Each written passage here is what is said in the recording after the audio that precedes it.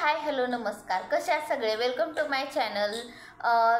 सगळ्यांना माझी एक विनंती आहे की आता हा व्हिडिओ काढणं मला वाटत नाही की योग्य आहे का अयोग्य आहे, पण भावनिकदृष्ट्या बघायला गेलं किंवा ते आता छळ आणि काही ते गोष्टी ह्याच्यामध्ये येत नाहीत बरं का. पण तरीसुद्धा काही लोक म्हणण्यापेक्षा जे आता जो हत्ती जो आहे महादेवी म्हणून हत्ती आहे ते खूप किस्सा गाजलाय, म्हणून मी त्याच्याबद्दल काही डिटेल माहिती काढलेली नाही आहे. पण इंस्टाग्रामवरती रील्स बघताना मला काही 2-4 रील्स अशा दिसल्या की ती महादेवी जी हत्तीनी आहे तिच्याबद्दल बोलत होते की पण मी ती बातमी बघितली की ती कोल्हापूरमधल्या कुठल्या तरी गावामध्ये ती 30 वर्षे राहत होती म्हण ती हत्तीनी. मग त्या हत्तीनीला अंबानीने का काहीतरी घेऊन गेलेत, पण त्या अंबानींनी त्या गावकऱ्यांची भावना किंवा ती जी हत्ती आहे ती चक्क रडत होती. मी बघितलं, तिच्या डोळ्यातून पाणी घळाघळा येत होतं, जसं काही एखादा माणूस रडतोय की मला नाही जायचं. आता त्या हत्तीच्या जागी जर एखादा माणूस असता तर तो स्वतः तोंडाने बोलू शकला असता, किंवा एखादं कोणीही असो लहान बाळ किंवा लेकरू असतं तर स्वतः सांगितलं असतं. माझ्या आई वडिलांपासून आता एक उदाहरण देते तुम्हाला मी. आई वडिलांपासून एखाद्या मुलाला जर लांब करायला लागलं तर तो रडतो, ठीक आहे, कारण त्याचे आई वडील असतात. त्याला जायचं नसतं त्यांना सोडून, आई वडिलांना सोडून. मग तो काय करणार आहे, पाय वगैरे आपटून असं रडणारच आहे ना, लय जोरात मला नाही जायचं, मला नाही जायचं. पण ते एक मुख जनावर आहे, त्याची भाषा कोणाला समजणार आहे. त्याने ज्या लोकांबरोबर राहिलेला आहे 30 वर्ष हा कमी कालावधी नाही. 1-2 जनरेशन जातात त्यामधून, 1-2 जनरेशन जातात त्यामधून.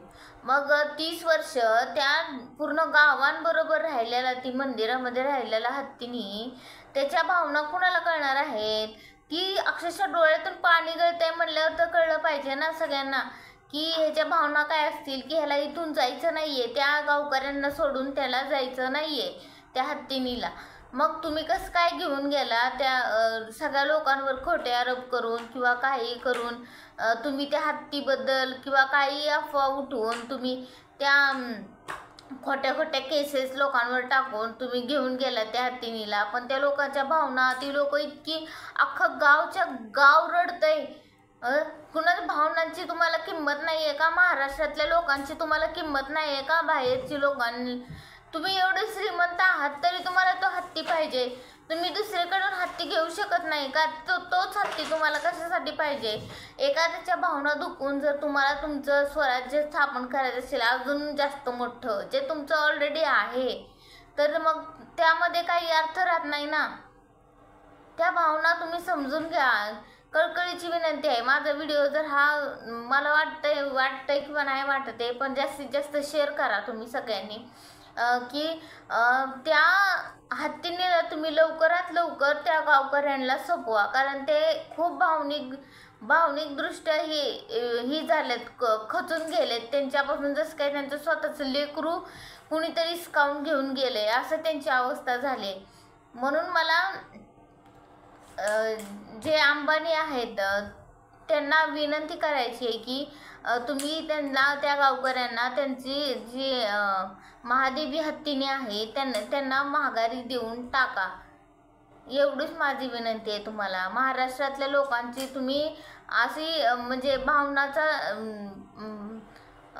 भावनिकदृष्ट्या त्यांना ही करू नका, त्रास देऊ नका, आणि तो हत्ती माघारी द्या.